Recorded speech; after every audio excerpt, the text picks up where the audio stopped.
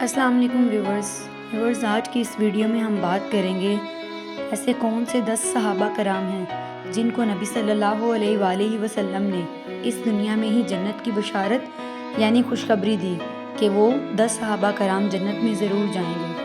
انہیں عشرہ مبشرہ بھی کہتے ہیں۔ نمبر 1، حضرت ابو بکر صدیق رضی اللہ تعالی عنہ۔ نمبر 2، حضرت عمر بن خطاب رضی اللہ تعالی عنہ۔ نمبر 3، حضرت عثمان بن عفان۔ نمبر 4، حیدر کرار شیر خدا حضرت علی بن ابو طالب۔ نمبر 5، حضرت طلحہ ابن عبید۔ نمبر 6، حضرت زبیر ابن عوام۔